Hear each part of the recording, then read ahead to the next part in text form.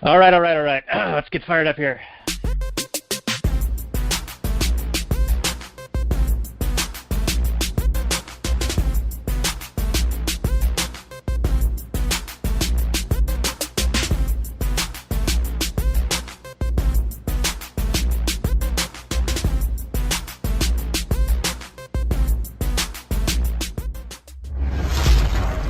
Maximum freedom.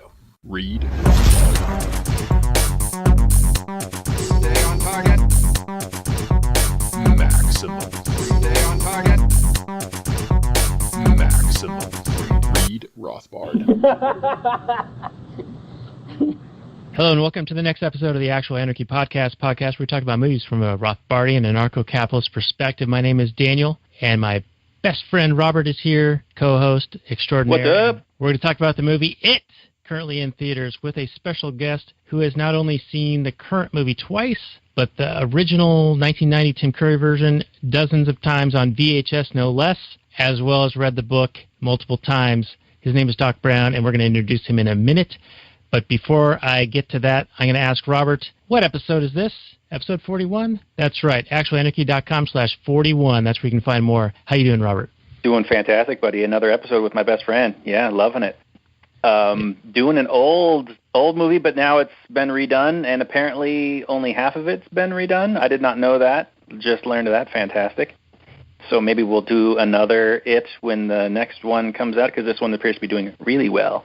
Yeah, we're going all kinds of records or something like that. We're going to do it, phrasing. We're going to do it and do it well, Chapter 1 and Chapter 2. And to help us with Chapter 1, we got Doc Brown. He writes for us at the site occasionally. He's a Facebook master extraordinaire and an all-around good guy. We've had him on already for about an hour on pre-show, or an hour and a half. Good Lord. He's been on for a while. How you doing, Doc? Say hello to our audience. Hello, audience. I'm a member of the audience, and this is going to be weird hearing myself down the road. Yeah, don't worry about that. You just got to block that out, man. Yeah, block out the bad. Can you listen to yourself, your recorded voice, without cringing? No, I can't. Even when I hear myself record a voicemail message, leave a message, and I listen to it, I'm like, oh, God, I sound horrible. Yeah, I know the feeling. Yeah, Robert hasn't listened to any of our shows yet. I've listened to all of them several times, but I have to do the editing, and then I also have to make sure that the sausage turned out well. And so I've gotten used to it. It's one of those things, like there's little bones in your ear and in your jaw that change how you hear your own self speaking. And so that's why if you leave a message for someone on the phone and then you hear that message later, like, that doesn't sound like me. Right. That's one of those things. And so when people hear their recorded voice, they're like always kind of turned off by it. But I'm used to it now. I know I sound like an idiot. I'm fine with that. Oh, stop. Good. So speaking of it, idiot, we're going to talk about Stephen King's It. Wait, first thing I got to ask you guys, is it the proper politically correct pronoun now? Or is it like jit or something like that? It should be jit. It's jit. Jit, which sounds very, what's the word I'm looking for? Like a cuss word. Profane. Sounds very profane. Oh, and you can cuss all you want on the show. We mark this as explicit.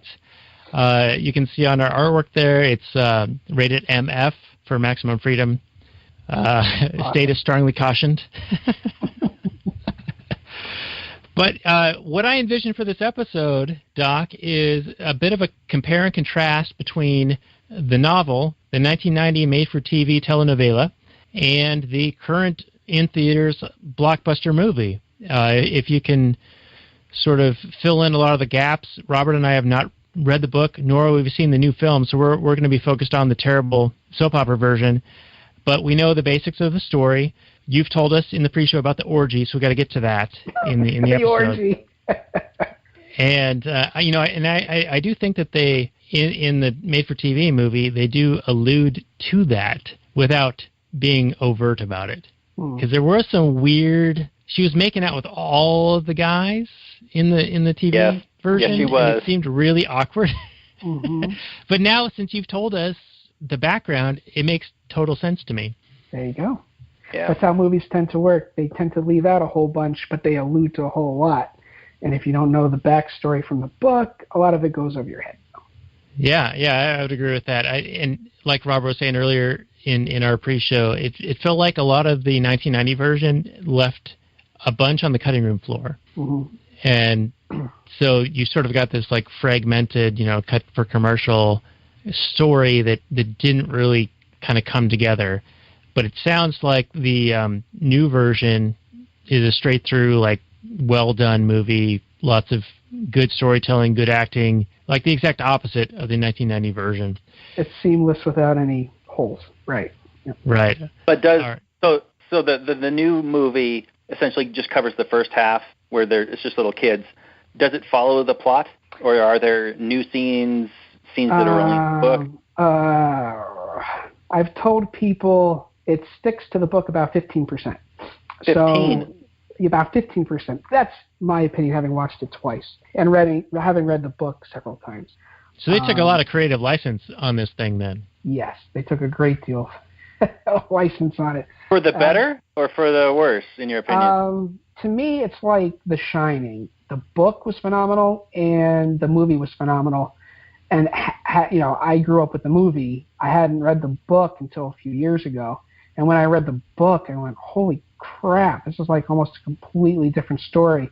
Yes, it's the same family. Yes, it's the same creepy hotel in Colorado. But yes, the kid's got the creepy red rum shining ability. But aside from that, it was almost a completely different story. And it's almost the case with this particular movie. So if you read the book, you're going to get a completely different story than you will from the movie that just came out. Oh, interesting.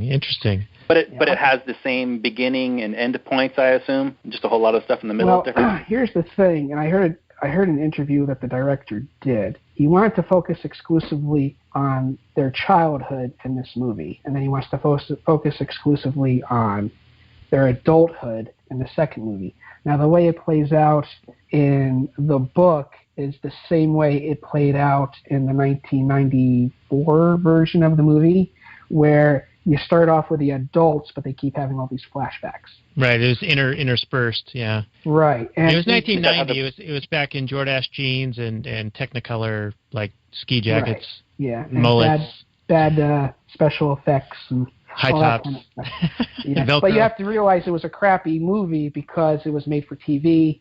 They had to go with what the ratings board wanted and all that sort of thing, and so they couldn't have the foul language, and they couldn't have the blood and gore, and they couldn't have all the stuff they probably would have wanted to put in the movie. And like you said before, they had to make room for commercials, and it was a 2-night affair as opposed to a 1 full throttle movie affair, so in one night. So that's why it was kind of blah, Yeah, well, fair enough. That's putting it nicely. Yeah, I'm trying to be nice. You are being very nice. This movie was, the 1990 version was so unintentionally hilarious for me. I laughed out loud multiple times, mostly due to the intense overacting and just bad acting of the kids in the first half of the movie. Yeah. Some of those things that they did, like the one kid put his hand on his face, and then when you go back to the so-called present, he's also got his hand on his face, on his cheek. And it's like, come on, that's so corny. What the freaking hell, Don't do something stupid like that. That's one hell of a stupid segue, I was okay with that. I was fine with that. I did not like that. I'm sorry. No, it was like it was a nervous tick that stuck with him, even 27 or 30 years later. Yeah, I think in the 1990 version, and Doc, as a listener of our show, you know that we usually start out with the Google description and find out how wrong it is. So we'll get into that. But in that 1990 version, I think it was 30 years apart, and then in the new version, it's 27 years apart, something like that. Something like that, yeah. Between the return of Pennywise. Mm-hmm. But, I thought that was an interesting, nod to this kid suffered a traumatic experience, and then it stuck with him 30 years later. So he's doing the same nervous tick. Gotcha. Yeah. So to me, that was actually good, and you're calling it out as this bullshit thing. Yeah, it is a bullshit. It's like a superfluous part that didn't need to be there. I don't know. Because the horror for him is still there. He doesn't have to put his hand on his cheek though. Or like Stan when he bites his thumb and pulls on his ear. It's like, you don't need to do that. Come on, give me a break. Yeah, and Stan's the kid with the he's like the Boy Scout, right? He's the Boy Scout with the names all the birds and everything like that. He's the one. he's the most skeptical of the bunch. He's the one that's like all on the logic, empiricism. This can't possibly be happening. It just doesn't make any logical sense. That sort of thing. Okay, very. Yeah. All right, so I'm going to read the Google description for both films, and then we can start getting into this. So I'm going to start with 1990, which is described as an American-Canadian drama series. And I say drama advisedly because that's how they say it in Canada. 6.9 on the IMDb, 57% Rotten Tomatoes, 8.5 out of 10 on TV.com, 80% of Google users like it, which I'm surprised by because I watched this and it was not good.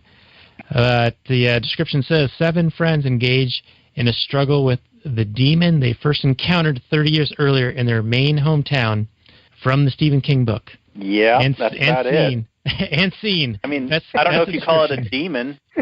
I guess I could quibble over the demon aspect. It's not a demon. But, yeah, I mean... There are no religious overtones at all in this book. No, yeah. There aren't. No, but this does have the great Tim Curry in it. It's got Scott Evil in it. It's got my doppelganger celebrity lookalike, Harry Anderson. Yep. John Ritter. Annette O'Toole, yeah. All these great TV actors doing TV acting in a TV miniseries. And I will admit, when I watched this, I didn't realize it was a miniseries. I thought it was an actual theater release. And so I was very confused when it had these little vignettes that seemed like we're going to a commercial break, and then the scene ends. And you come back from the commercial break, and it fades to black after like a little musical little ditty, and yeah. It really threw me off. But now it makes sense, and it was like almost 3.5 hours, something like that. Mm-hmm. 3 hours and 7 minutes, and you feel every minute of it. Oh yeah, it felt like a 5-hour movie. Yeah. Yeah, and realizing it was made for TV, it makes a lot more sense with the character development and how long they drew that out and how much filler they sort of had to throw in. Because my comment to my wife when we were watching this was like, this is bizarre. Like, I think a decent director could have done this whole set the scene, background on all 7 characters in like 10 or 15 minutes. But they spent an hour and a half doing that in this made-for-TV version. But go ahead, and then I'll read the Google on the new version. Well, for me, it seemed weird in that it's so long, and I understand there's a fair amount of story, I guess, to get through, but it seemed like a lot of it could have been cut because a lot of it seemed like it wasn't really character development-y. Like, you got to know, it's like they introduced every single character, and they gave every character a little thing to maybe remember them by, but like none of that stuff became really relevant throughout the story, if that makes sense. Yeah, it was just there to be there. Yeah, it was just there to be there. Like, okay, these are different characters, okay, but I mean, we could get into it towards the end, but for me, it seemed like they were just different for the sake of being different, and none of it became relevant at all when it came time to actually wrapping up the story. Like, nobody had an arc. I'm curious to find out if either of you guys find an arc on any of these characters. It didn't seem like that to me at all. And then is it just a substitute for anybody's scary whatever? Is he just a monster that's feeding on human bodies? What does he want? Or is he just different in every iteration? I'm curious to know that from Doc's point of view, or because he knows the story much better than us.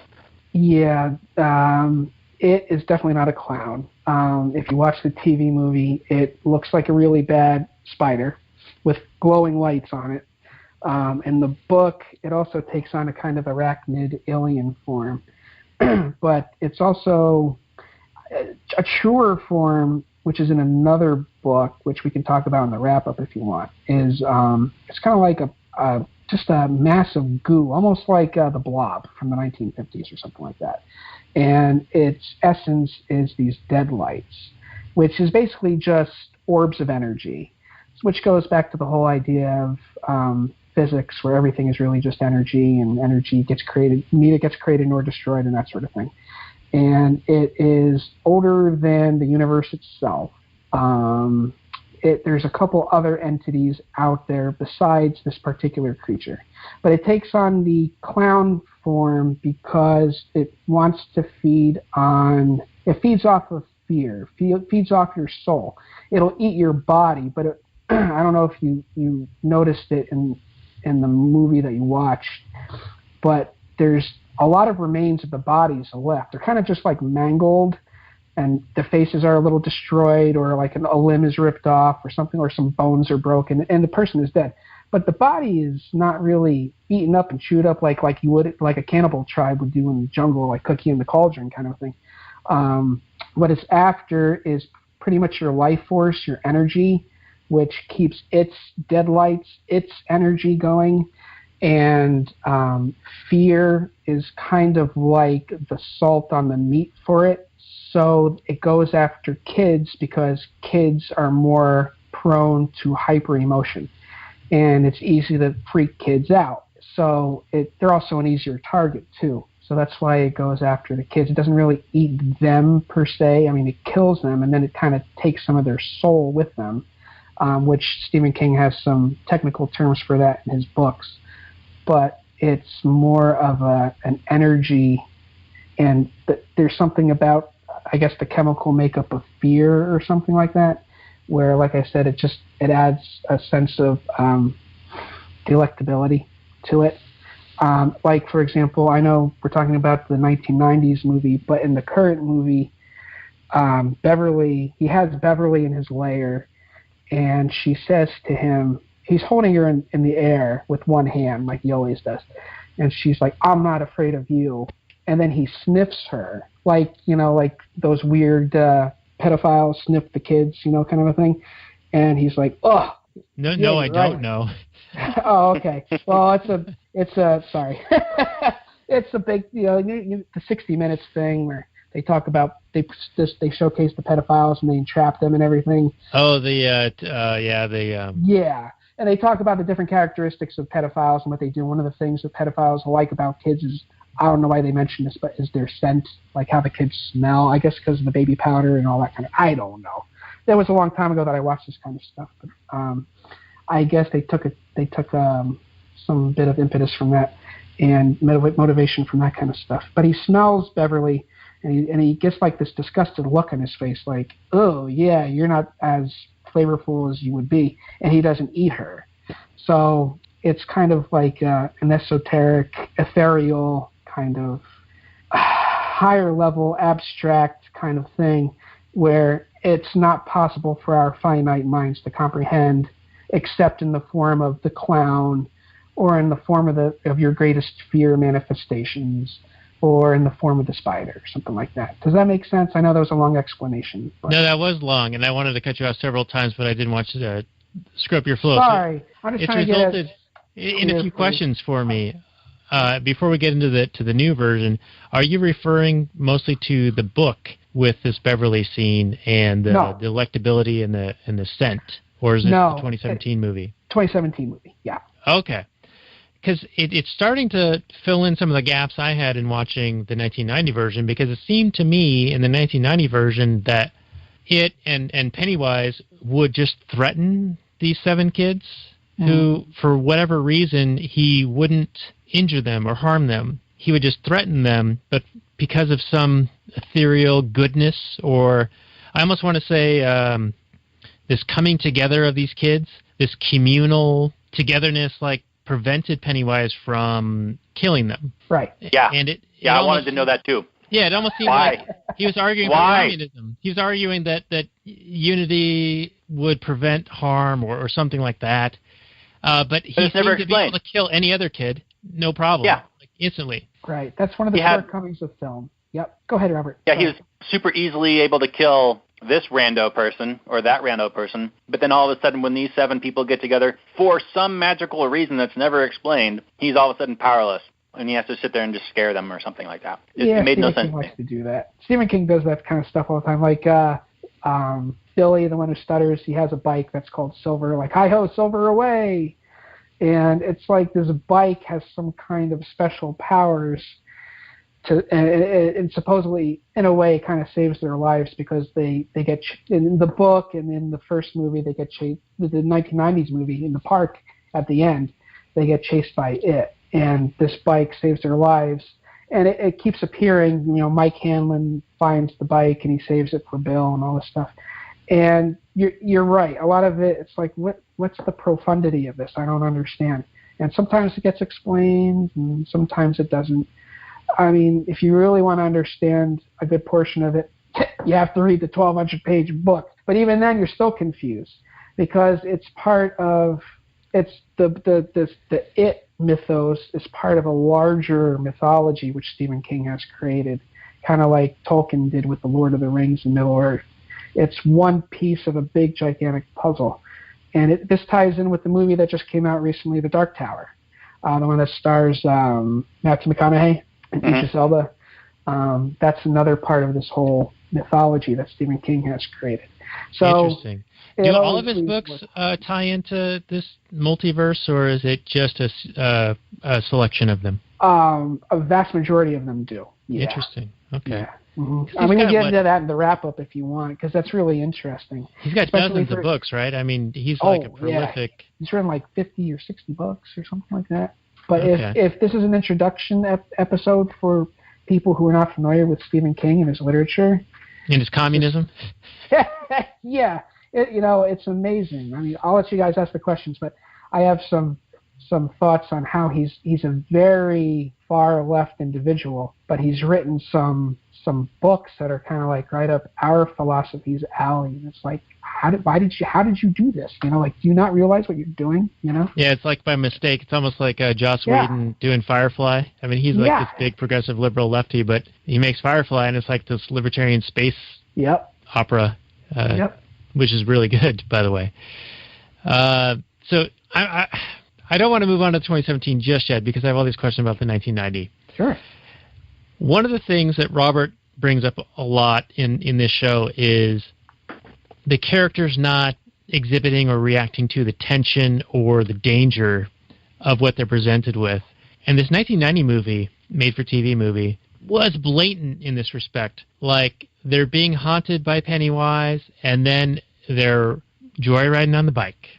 And then they're haunted by Pennywise, and they're seeing him like pop out of a grave. And then they're having dinner, just having this bullshit conversation. And then they're haunted by Pennywise and like the murderous, what's that guy's name? Henry Barris. Yeah. Yeah, and then they're just like making out with each other on the stairs. I mean, it switched back and forth so often between these totally weird, tension, scary moment, and then just fucking around. Robert, did this bother you?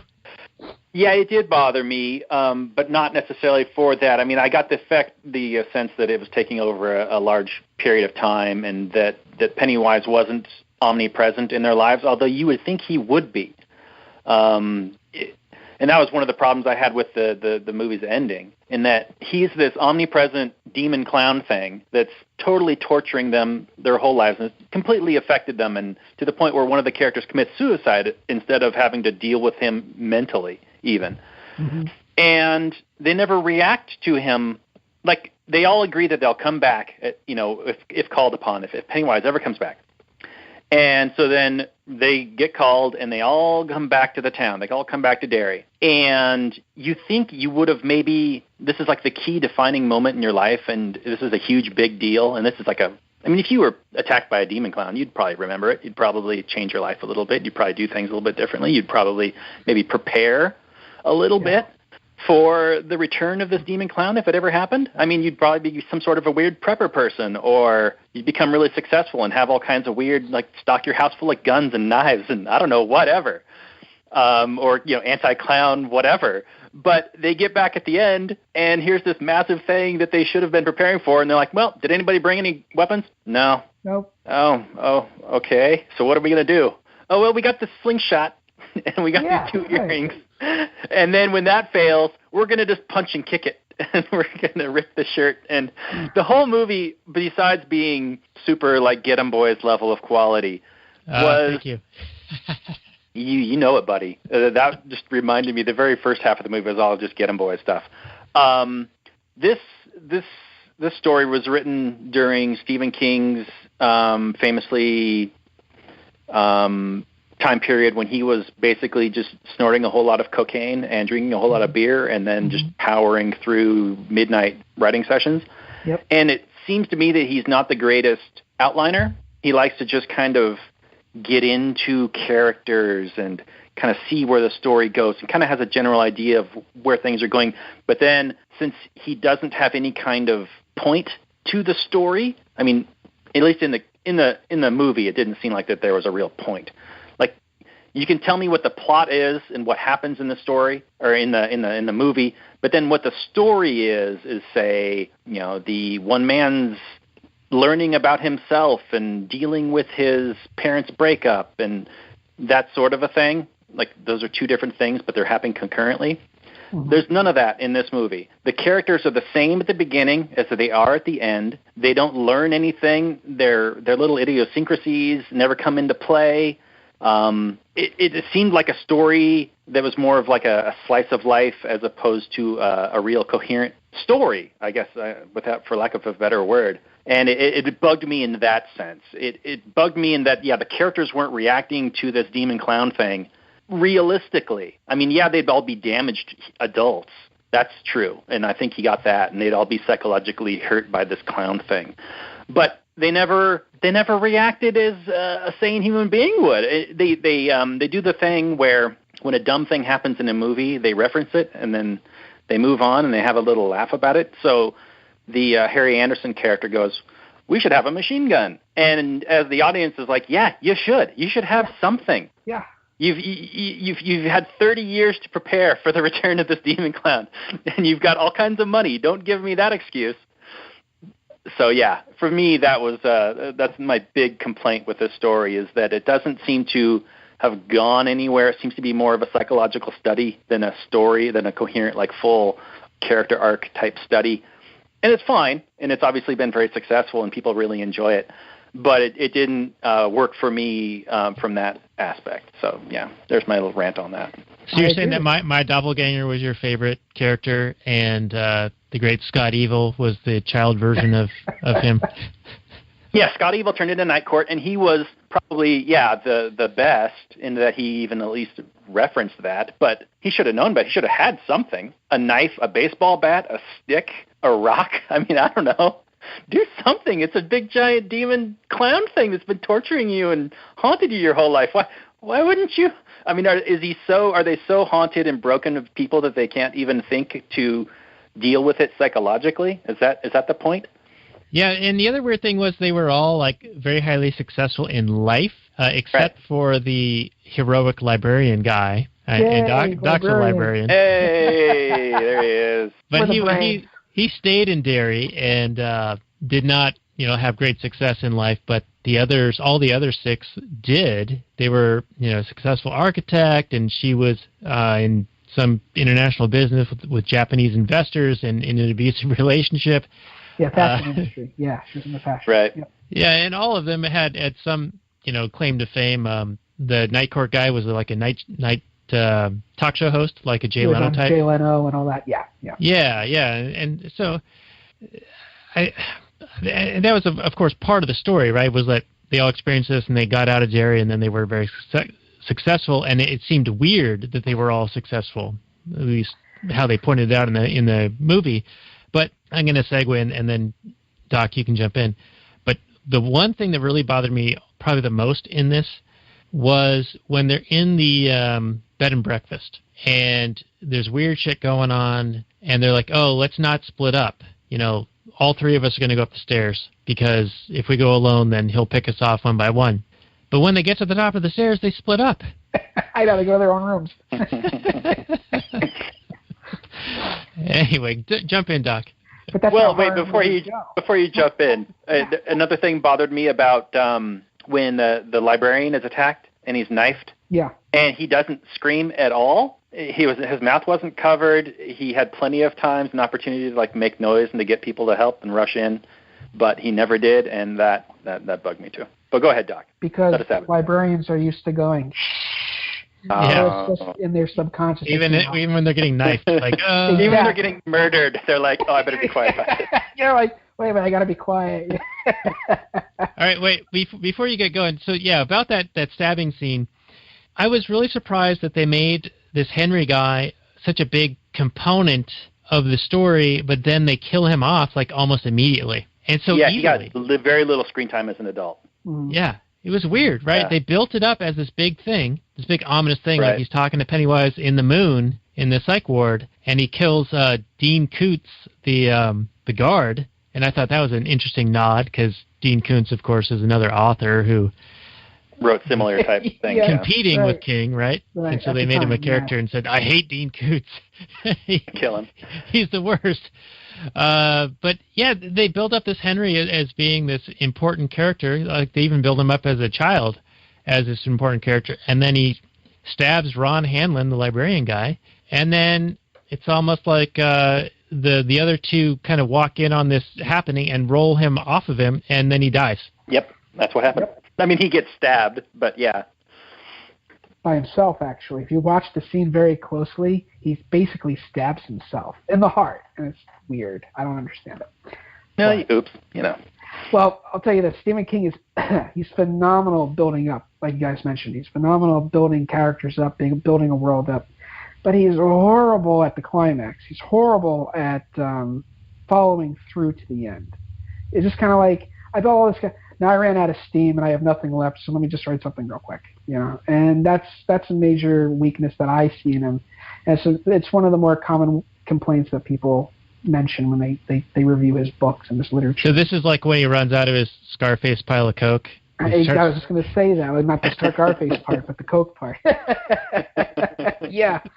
No, you guys brought up some good points. I haven't actually disagreed with you guys on anything. You guys make excellent observations and insights.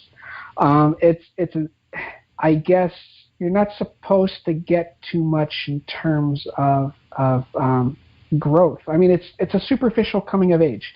It's basically, the end of your idyllic, innocent childhood, and now you're getting ready to go out into the big bad world kind of a thing, because capitalism is all bad and everything like that, you know. So that's where the orgy scene comes in, by the way.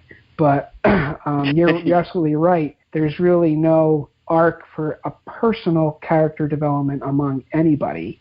It's just, we go from being kids to being, kind of like entering adulthood. And that's about it. That's all you get from that. Definitely not going to argue with you on that. So what was the other thing that you mentioned? You mentioned something else. Well, is it more apparent in the novel or in the new movie that he is purely a psychological manifestation?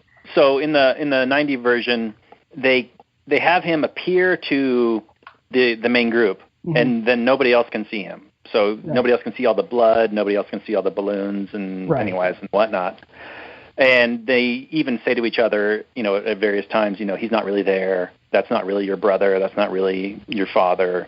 That sort of thing. Is he, because he seems to be like the super psychologically powerful thing, but then super physically weak thing. If a couple of kids can shoot a silver thing at his head, and then he's like has to go to sleep for 30 years. That's the thing. It's very abstract dilemma that Stephen King has created for his audience. He seems to have some idea in his head that he just can't quite get out on the page, or the directors can't get out on the film because he can't get it out on the page. He's, like I said, he's basically, and you get this from the book, in essence, he's basically energy. He's a life force. There's almost like a demon, or almost like a ghost or a poltergeist, where it's. So wait a minute then. So is the silver in the slingshot then purely a symbolic thing, and they could actually conquer him just through their denial of his existence, sort of thing? Yes, it's like a supernatural kind of thing. Because the thing is he, if you notice, and you notice this better in the new movie. In the old movie, he kind of had more wherewithal. He was more with it. He's trying to portray a clown, but he can't hold it. If you notice in the 1990s movie, when he manifests as their worst fear, like, for example, Ben, the haystack, the fat kid down in the Barrens, he is his father. He manifests as the kid's dead father. But he can only do it for a little while, and then you notice the voice changes, and then you notice the little pom-pom buttons on the front of the vest, and then he just has to plain old disappear because he can't hold it, because he doesn't really the character It really doesn't grasp certain aspects of, I don't know if you would call it humanity. Like, for example, It lacks empathy. It lacks affection. It lacks all these different goodness aspects that we have, that we possess. It doesn't have it.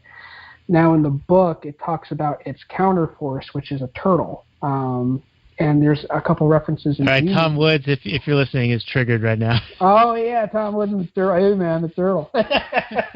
But that's what Stephen King does. He makes this, the counterpart to the It thing is this turtle. And the turtle, this is getting into this whole mythology thing. I'll just say it real quick. The turtle basically pukes and creates the universe. I know I'm seeing Dan on the video going, wait, what? Back up. What did you just say? This is the stack of turtles on top of other turtles? No, this is just one turtle. And, okay, there's these three things there's several things that existed before our universe existed. One of them is this force called, I think it's called GAM, which is Stephen King's version of God. And then you have this turtle, which actually creates our universe, and his, like the yin and the yang, and his yang is this character, It. So the turtle is all things benevolent and good, and It is all things evil and crude in the world. So go ahead. So these kids didn't really actually ever kill it or harm Right. it. I mean, if this is some sort of an eternal creature, eternal being, then it's on this plane that we can't really comprehend. So they think in their finite minds as kids that they killed it, but they don't really know for sure if they killed it. And then as adults, they think they've really killed it, but they really didn't kill it. Spoiler. And that appears in other books. The spoiler. I mean, I don't think I'm really giving too much away. I think you kind of pick up on it anyway. But and if you read other books by Stephen King, he makes direct allusions to the fact that Pennywise still lives. So it's just his version of manifesting to us so we can comprehend him. Kind of like the whole God story, how people can't really comprehend God, so Jesus Christ came down to earth, sort of a thing. It's that kind of a parallel, and I think Stephen King actually, I don't want to hold my feet to the fire on this, but I think in some interview he mentioned how that's kind of like the parallel that he drew. That's the source that he drew off of, kind of a thing. Now, do you think that he was steeped in psychological theory and literature in that Pennywise manifests as a clown and the kids can see him because clowns are like intended for kids and there's like this collective unconscious, like Jungian kind of shared experience amongst these kids and as they grow up and as adults they no longer see it, and so that's why the parents and the other people can't see the blood and can't see the all the bad stuff. And then the kids are also like, it seems like they can battle it and Pennywise via make-believe. Like the one kid with the asthma inhaler sprays him and says, this is like some kind of acid. And it's gonna burn, it's going to burn your face off, but it's just an inhaler. But because he's projected out in the direction, I fart in your general direction of it, it becomes battery acid. And the silver is like a nod to silver bullets and werewolves and etc.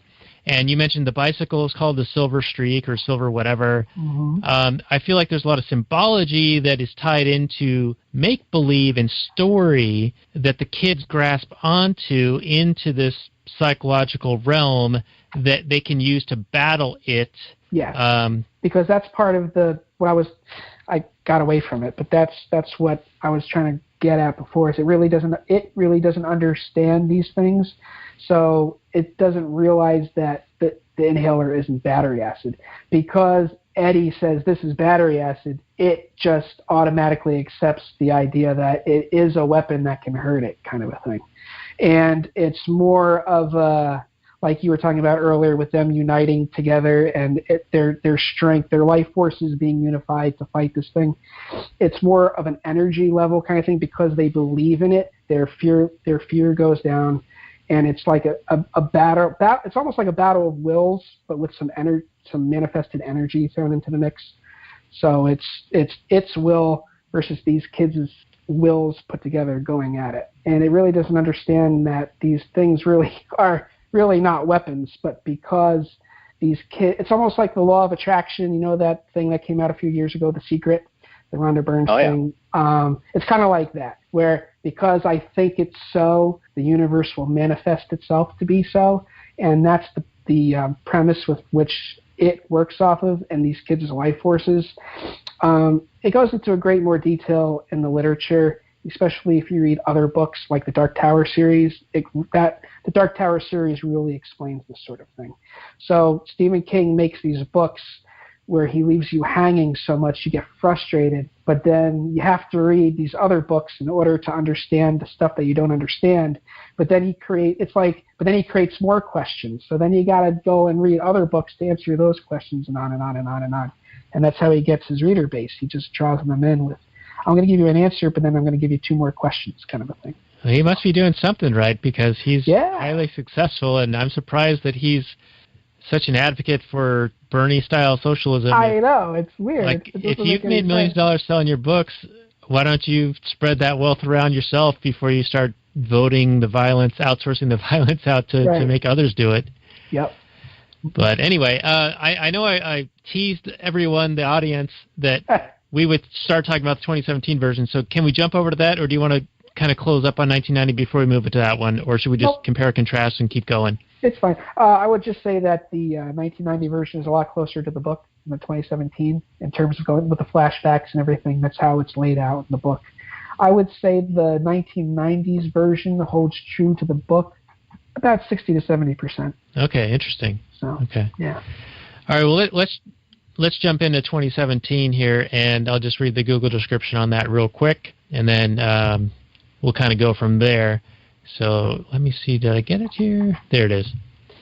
All right, here's what it says. It came out this year, drama, film, thriller, 2 hours, 15 minutes, 8.1 on the IMDb, 86% Rotten Tomatoes, and 87% on Google users. It's breaking all sorts of records, like we said earlier.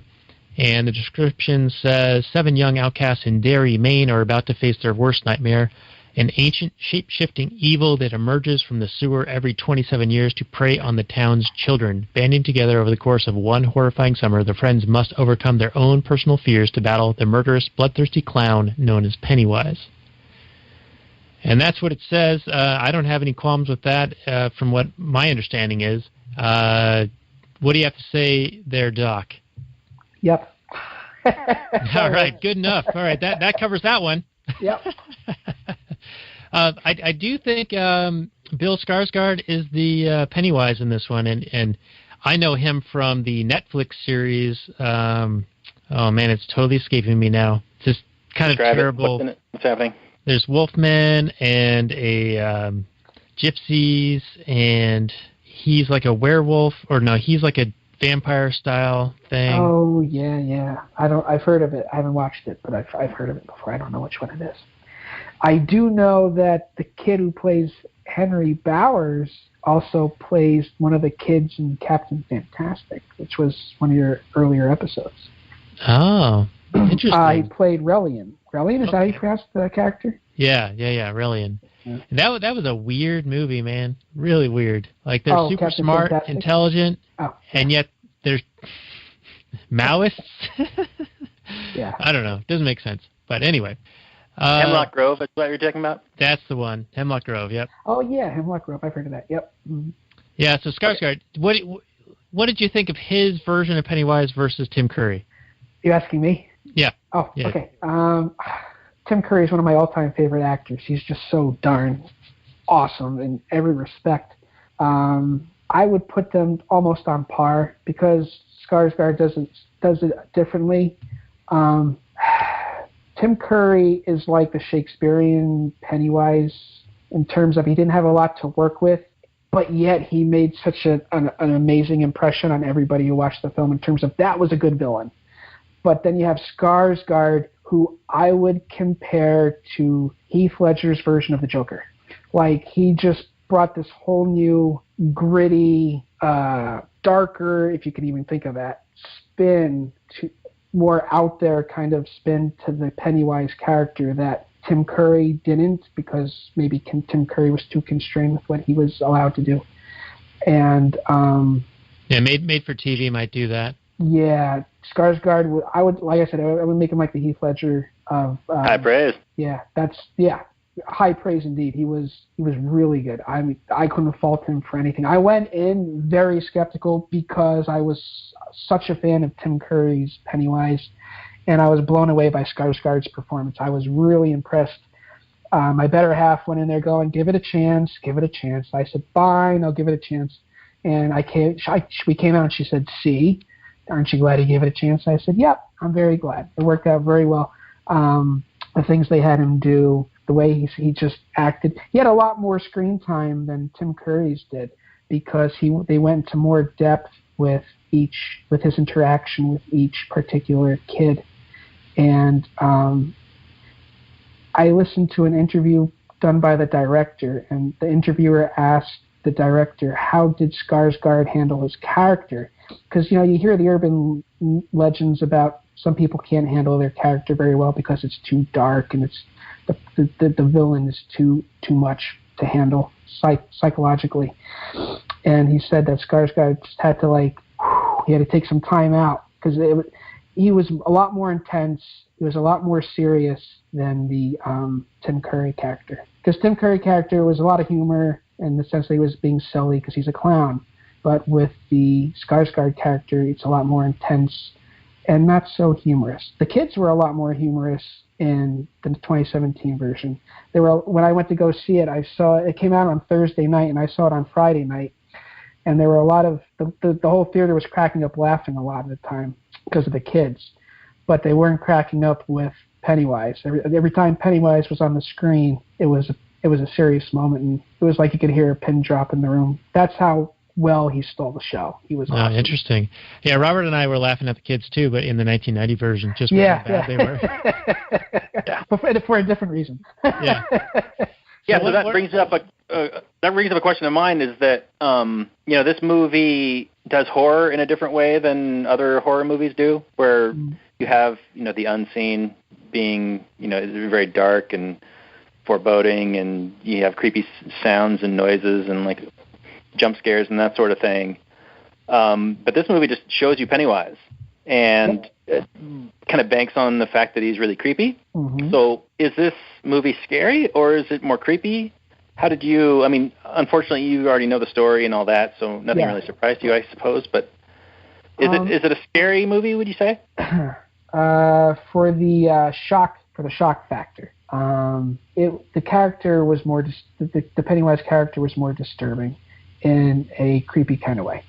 There were a few jump scenes. There were people all around me. There were people jumping, but it was just like the kind of moments. But you knew they were coming because the music kind of built up to that and everything else. But those are kind of cheap for me. Those are cheap. Yeah. Yeah.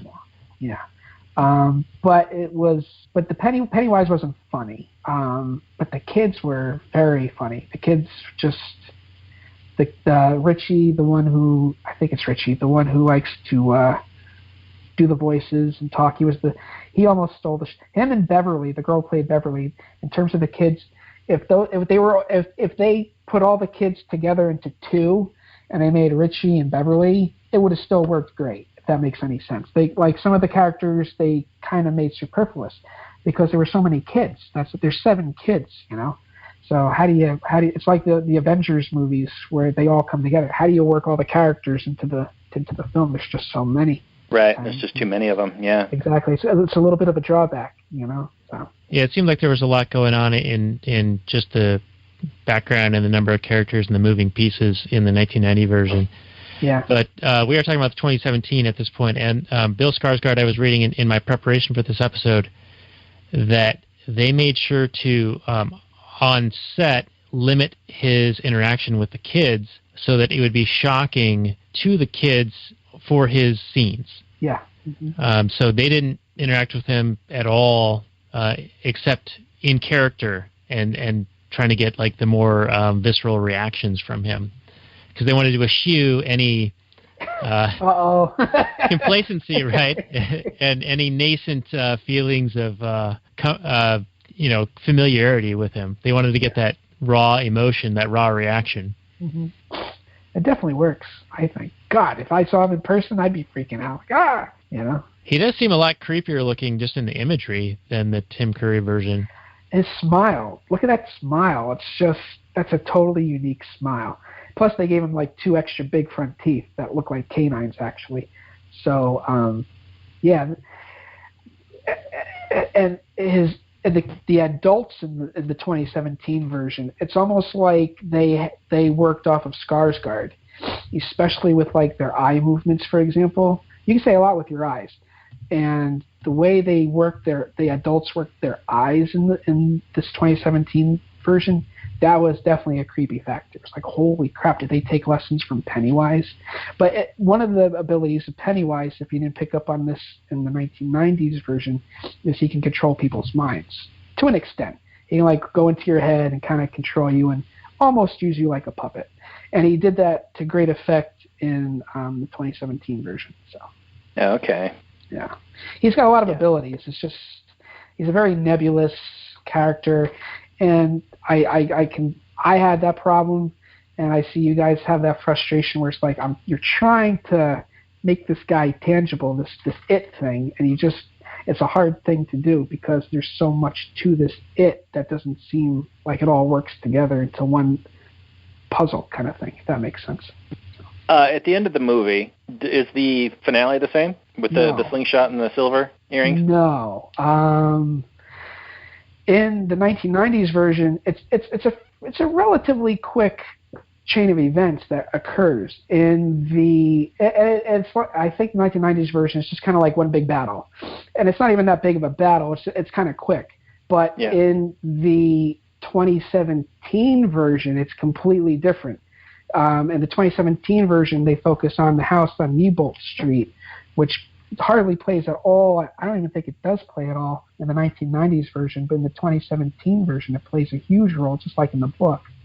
And they have this, in the 1990s version, when they're all together looking at the photo album and the picture comes to life, and then he climbs up on the lamppost and he says, "I'm your worst nightmare.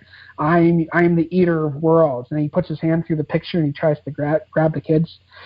In the 2017 version, it's a slide projector, and he takes over the slide projector, and then he comes out of the wall where the thing is, and it's a really intense battle actually, in Bill's garage. And then two of the guys open up the door, and Pennywise just disappears. That's a big battle. And then Bill's like, "Fuck this," and he goes right to the house on Neibolt Street. And then three of them start to have a big battle inside the house, and then the rest come, and it's just like, holy shit, these 7 kids are taking on this clown thing, and it's equivalent to the battle that took place in the 1990s version. Then they go back, they regroup, and they go back again, and they have this even bigger battle with him, where it's 7-on-1, and they use... Wait a minute. When you say battle, you mean like people are punching and kicking, or are you talking like punching shooting and kicking and using weapons? And it's a stand down. It's an all out. It's pretty much an all out brawl. They're using the metal rods, and they put him through his head and everything. I mean, it's intense. There's a lot of gore. There's a lot of blood. Eddie breaks his arm, and it looks really bad.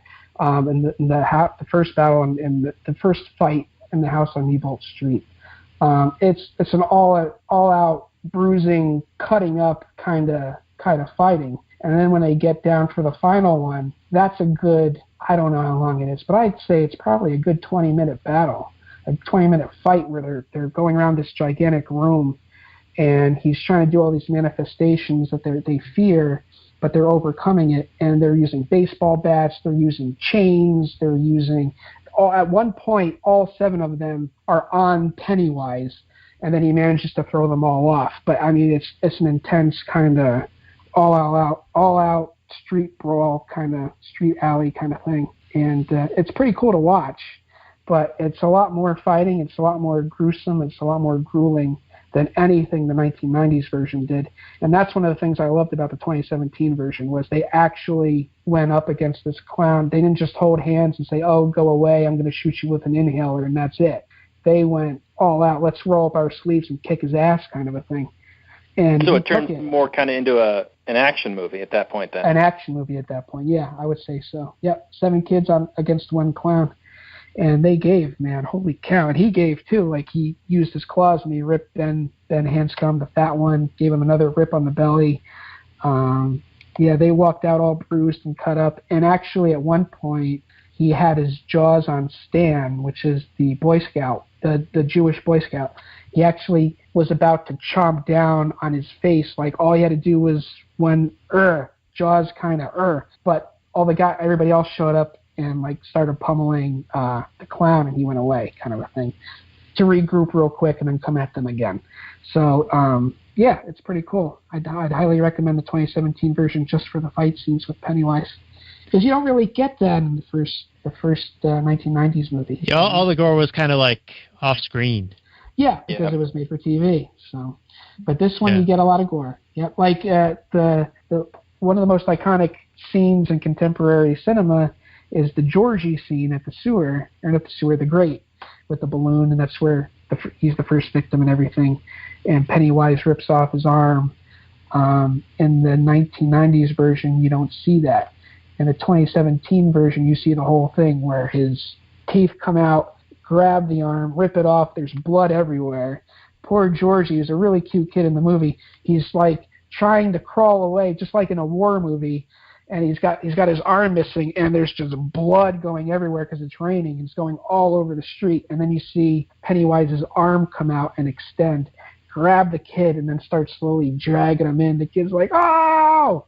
So it's definitely a much more intense cinematic Mr. experience. Fantastic's him, huh? Yeah, man. It's totally different. They had a lot more leeway, apparently, with this movie. And it shows in a good way. So. Let me ask you this. In the 2017 version, is there any presentation of the arachnid form, or is it just the clown form?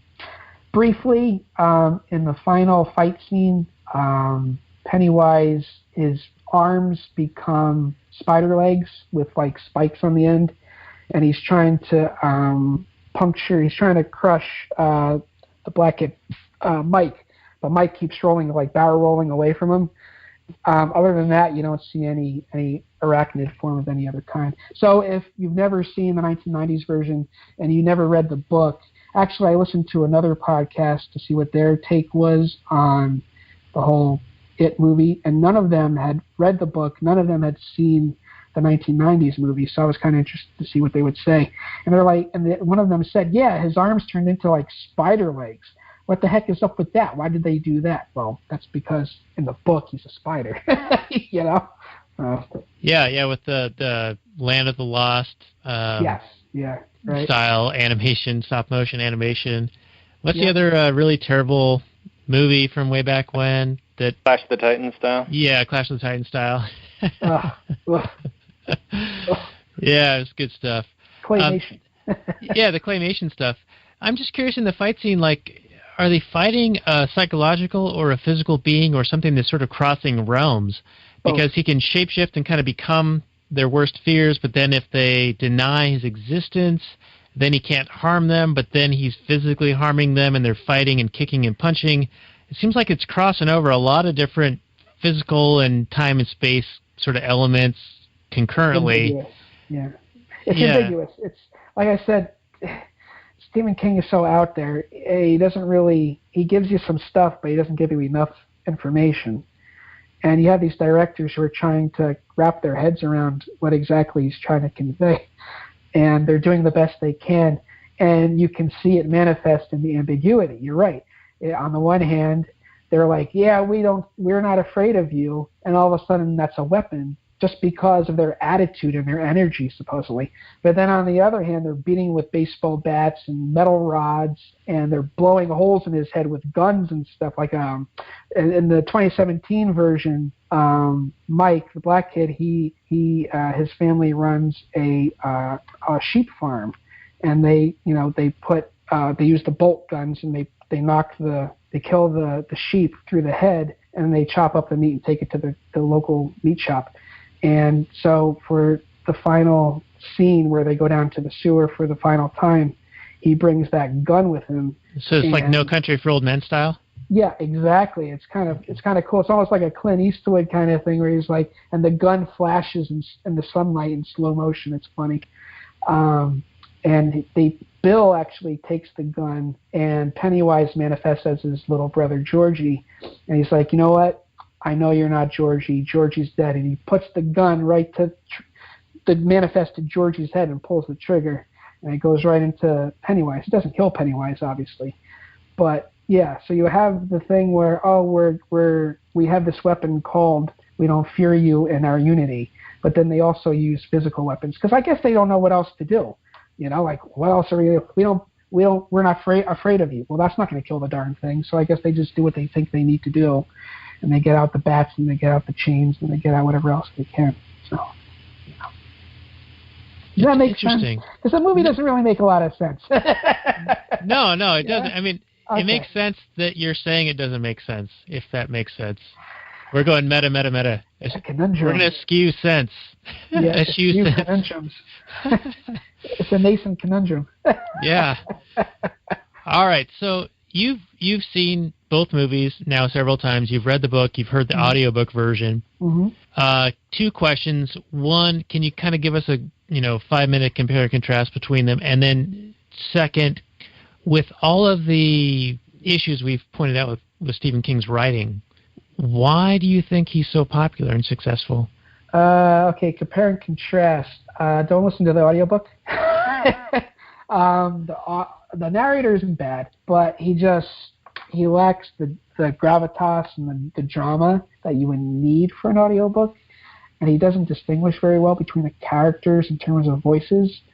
So that's one of my turnoffs to audiobooks for a long time. Since then, over the years, I found some audiobooks that work, but his narration doesn't work in that regard. So it's very confusing. If you want a full, fleshed out, best version you can get of trying to understand everything about this whole thing, read the book.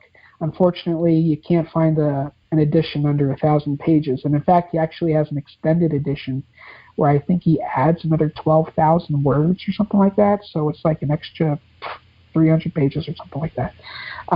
But the 1990s version movie adheres to the book a lot better than the 2017 version.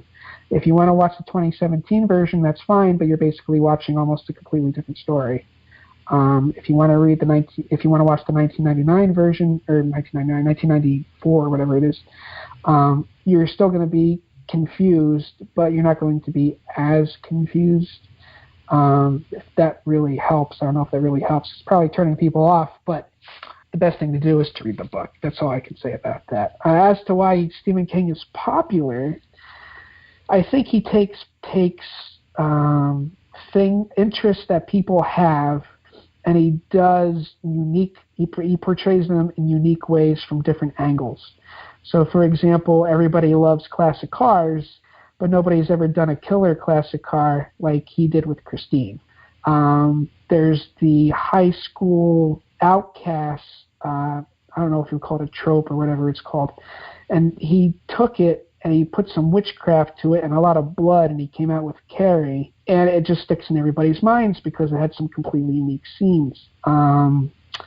And people like world building. Look at Game of Thrones. Look at Divergent. Look at Harry Potter. Look at Lord of the Rings.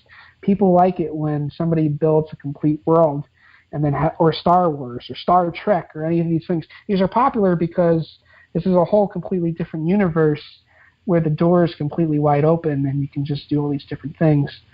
And it's like spin-off TV shows from an original TV show. Like The Jeffersons was a spin-off of All in the Family. Everybody loved The Jeffersons because they already knew the Jeffersons from Archie Bunker and All in the Family. And I think it's just that familiarity with characters. And, oh, yeah, I'm an insider because I recognize the connection between this book and that book.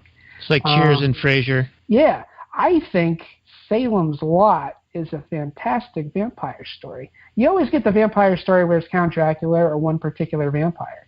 But in the Salem's Lot, I don't know if you're familiar with that story, but it's this one vampire that comes in and totally decimates a town, which takes place in the same universe as the It story, and I think it's actually mentioned in the It story, the town itself, and it's also referred to in a bunch of other books that he's written. and this vampire just completely decimates this town and basically wipes it off the map. So he just takes these things that we all know about, and he puts a completely different spin on them, and people are like, huh, yeah.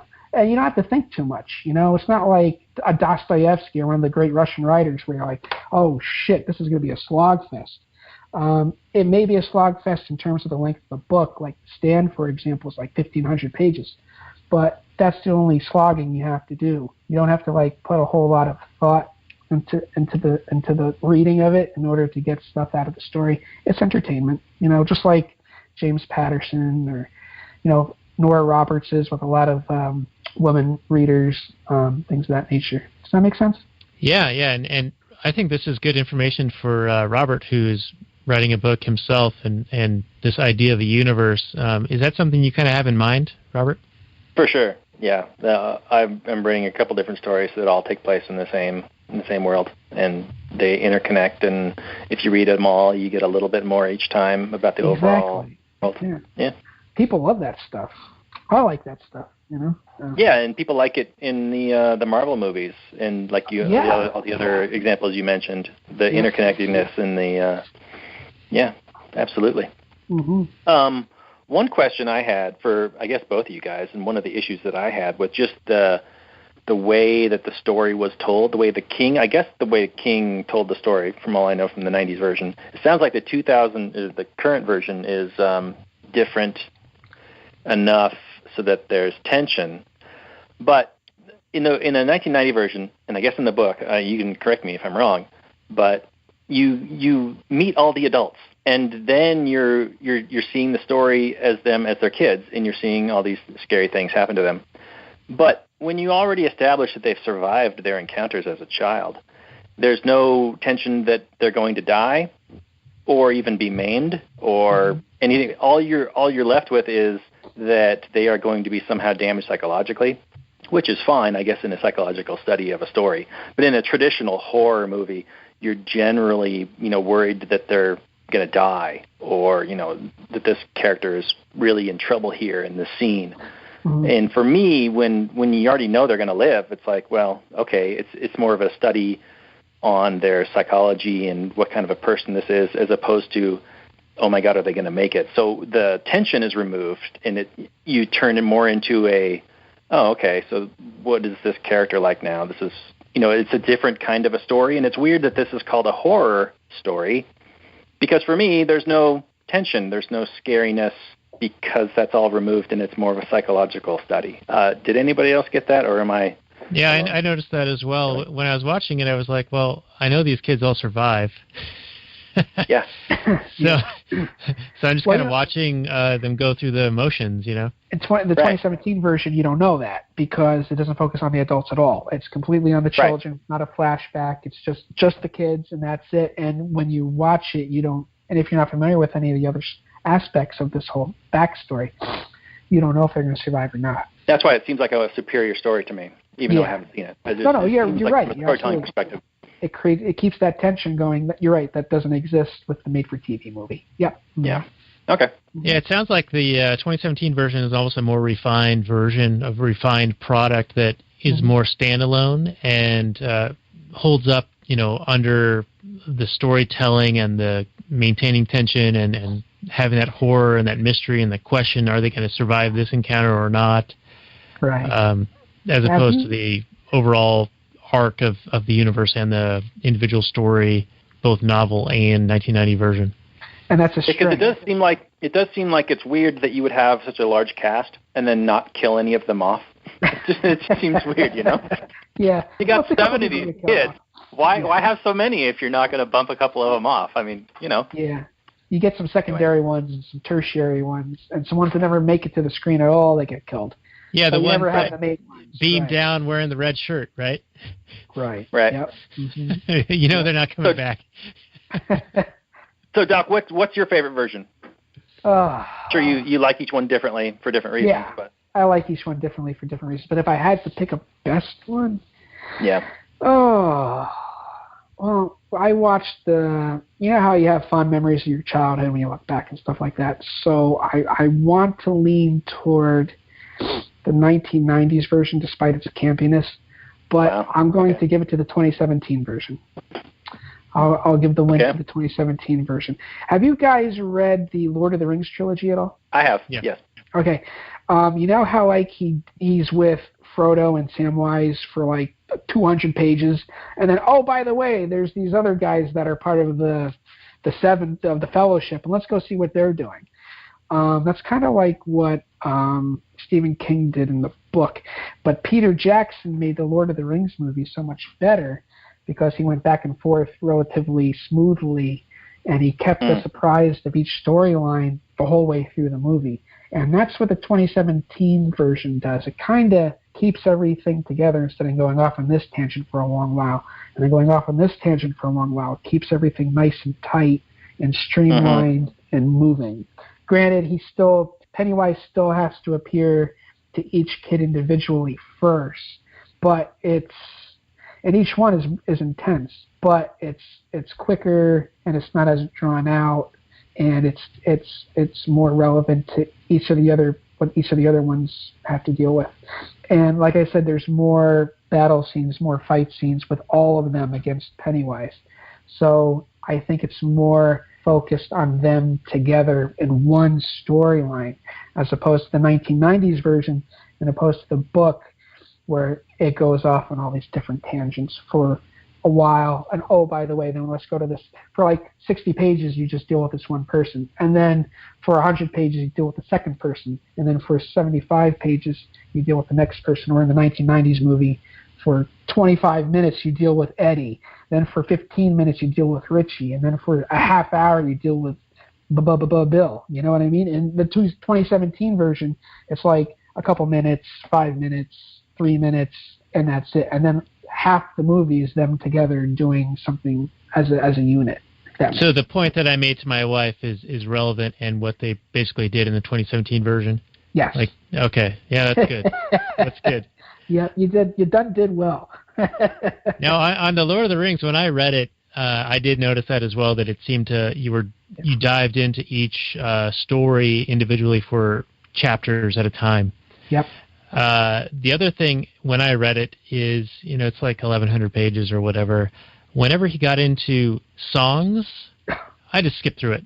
Yeah, me too. I don't need this, I just read Gone with the Wind for a book club, and it turned out to be a great story. But there's a lot of songs in that book, and I'm like, what the heck?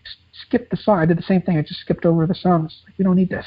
Keep going, Yeah, it was like a bunch of made-up words anyway, so it's not going to mean anything to me. Right, yep.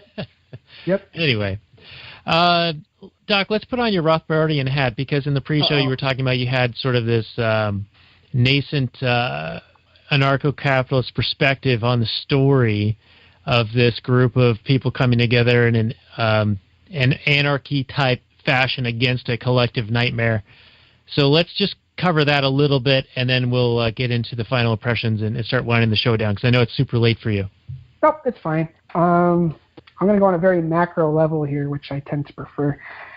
Okay, so bear with me and see if this plays out in your minds okay. So you have, the way I figure it is, you have Pennywise, which is like Big Brother. He's all places, all the time in Derry, in the town. He's always constantly watching. There's no place where you're safe.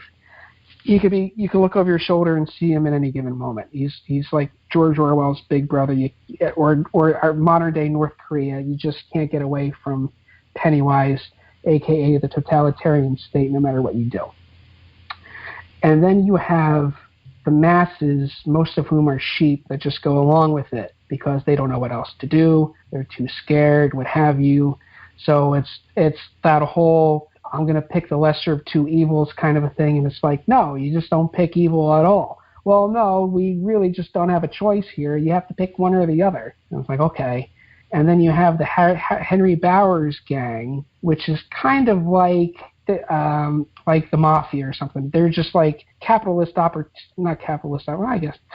opportunists, where they're just going to go off and do their own thing. And they bully all the kids, and they take all their money, and they take their possessions, and they just try to have power over them.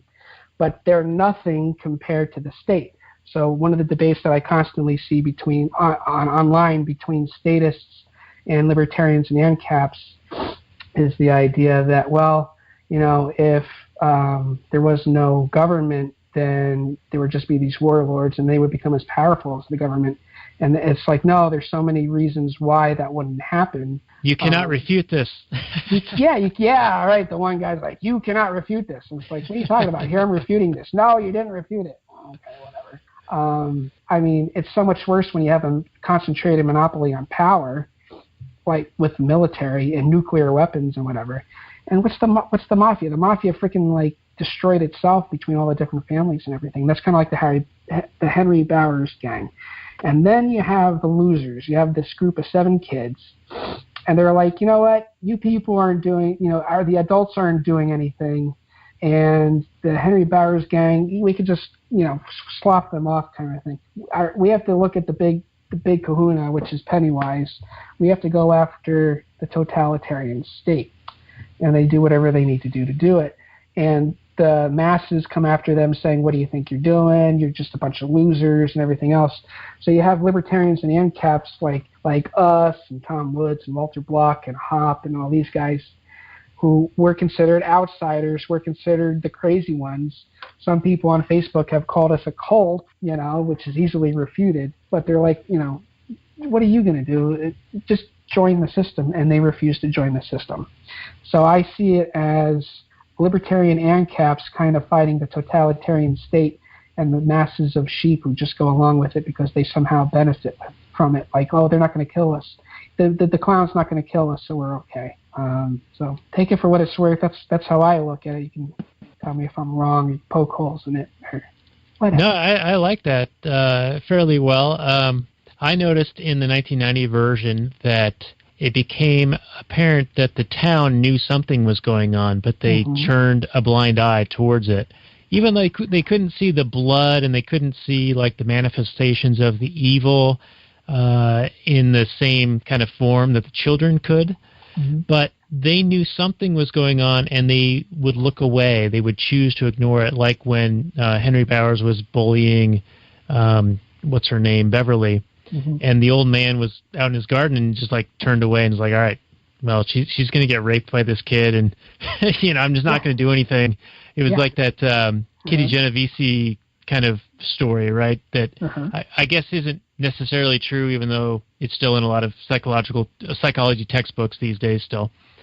But I guess the story behind it isn't as presented. It wasn't a bunch of people who'd never called the cops or whatever. It's like that diffusing the responsibility thing. But I don't know. It just seemed like in the 1990 version that they were trying to get to the point where the evil was in the town, in the core of the town, in the roots of the town, and then the entire population was sort of in on it, either being complicit or just denying it or ignoring it. But there was some evil there that wasn't, in the next town over. And somehow they knew about it, and Mike Hanlon sort of saw the pattern when he was looking through the historical records of all of the disasters that had happened every 30 years. But maybe you can speak to that just a little bit and explain it, because there was like a fire and a factory that exploded and a few other things all the way back to like the 1700s. But none of them seem to be related to what a clown might do, or a manifestation of a clown causing all this harm, even though they did see old pictures of Pennywise being in these areas. So it didn't make a whole lot of sense to me. Like, why would the clown blow up the factory? Why would the clown, I don't know, was there like some kind of a mining accident, and then there was some other thing that had happened? Well, first of all, in the 2017 version, it's not Mike, it's Ben who discovers this. He's the new kid in town, the chubby one. That's his weakness, is he's fat. And he's the one who sits in the library. By the way, one of the best scenes in the movie, the 2017 movie, is when Ben is in the library. I'm not partial to it because I'm a librarian, but because it may be one of the most creepiest scenes in the whole freaking movie. It's just, oh my God, intense. Yeah, you gotta, when you watch it, when you see Ben, it's toward the beginning of the movie. It's early in the movie. When you see Ben in the library, be like, okay, the shit's about to hit. You know, like get ready for this. This is going to be intense. But to get to the explanation, the clown, the manifested clown, it awakens when there's some kind of a huge, brutal act of violence. Like somehow, going back to the psychic energy sort of thing, violence draws it out. And at the same time, something of equal violence and brutality has to occur in order for it to go back to sleep. So it comes out to eat and then it goes back to sleep. It started in the 1700s. Well, it started millions of years prior, but in the 1700s, the first settlers that founded Derry all got wiped out, and there was no trace of them, and they had no idea what happened to them. You know, you think back in colonial times, it's the Native Americans that attacked the camp, but there was no evidence of that. This is like the Jamestown. Kind of like the Jamestown, Roanoke, Virginia kind of thing, yeah. Where you have a group of colonists and the ship comes back and they're all gone. And you got some crazy thing written on a tree trunk that nobody understands what the word means. And then the Freemasons do, though, right? Well, the Freemasons do that, yeah. I'm a Freemason, so all you conspiracy people out there, I'm in part of the 500. I know who killed Kennedy. In the 1850s, there was a guy named John Markson who killed his whole family and then killed himself. He killed himself by eating white shade mushrooms, which is an excruciating way to die, and that drew him awake. And then he killed people and then he went back to sleep. And then there was and this is shown in the 2017 version, there's a mural on a wall. There's this criminal gang that shows up in Derry. And there's like a massacre where they're the most wanted gang in America, and the townspeople in Derry realize that, so they take matters into their own hands and massacre this huge group of gangsters, and that's enough for bodies and everything else for it to feast on and then go back to sleep. And then there's that thing called the Black Spot, which was like a jazz club for the blacks, because back then there was a lot of segregation and everything like that. And when the jazz club burned down, that was its final meal before it went back to sleep again. And then Georgie was the first kid to be killed in the modern manifestation of it. Oh, and the firework, the ironworks, there was an explosion. What happened with that? There's a lot of people who are confused about that. There was a big ironworks foundry in town. That was their main source of income for the town and for all the jobs and everything. And they decided to have an Easter egg hunt to celebrate Easter. And it's ambiguous as to what caused the explosion, but it was probably Pennywise. And there was like 180 people that died in it, including like 100 kids.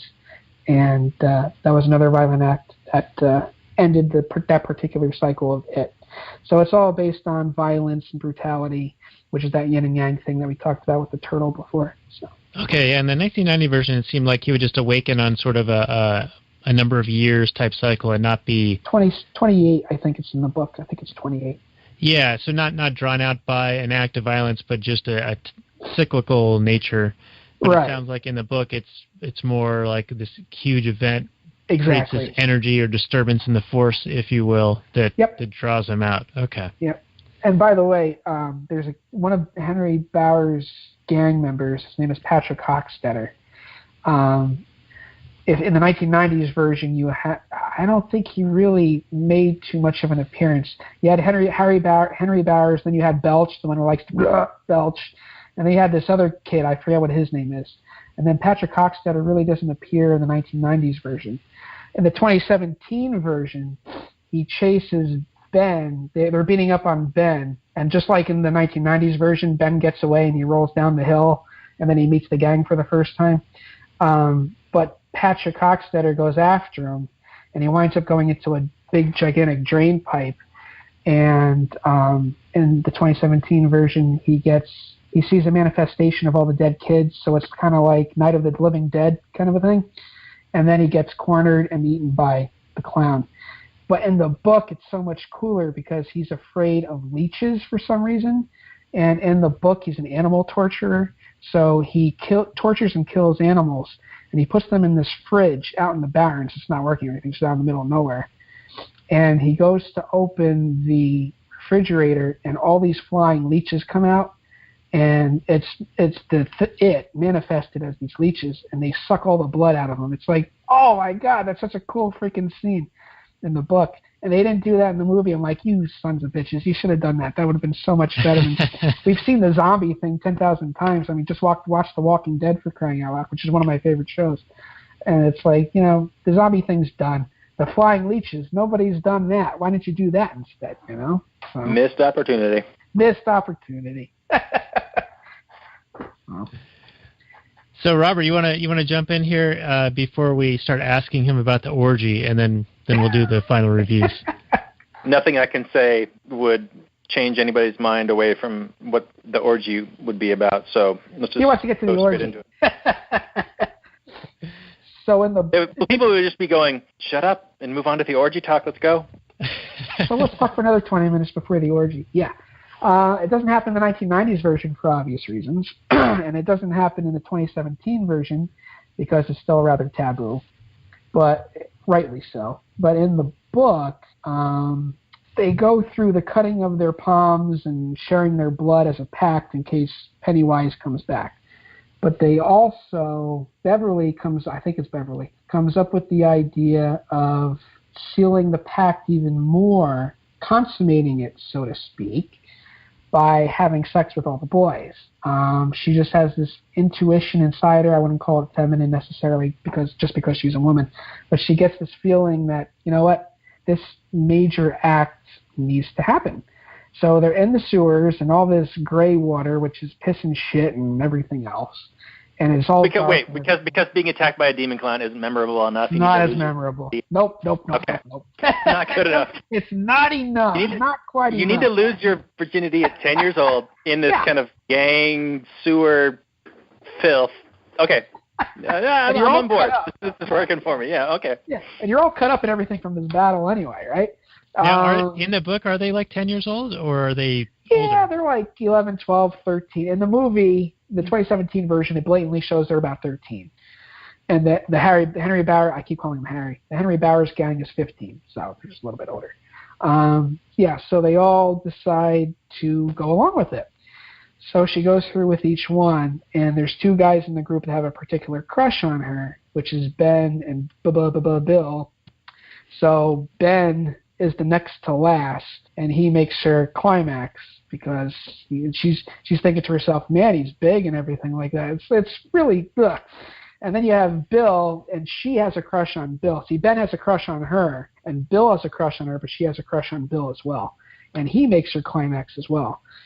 So, but I read things saying that it wasn't really, I mean, it's a sexual act, obviously, but it wasn't like a lustful act. It was more of a, how did people put it? It was more of an obligatory, something that needs to be done. Like it's a dutiful kind of thing. I just have to do this to do this. Which, like sealing the contract. Sealing the contract in another deal. With other kinds of blood. You know what I mean? It's yeah. And that's the. Or right now we have all your listeners cringing right now. Did it make sense? It didn't make sense to my better half, but it made sense to me. In that particular way, like I didn't agree with it. I'm like, this really didn't have to be in the book, but I understand why he put it in the book. So. Does it get referenced at any point later on?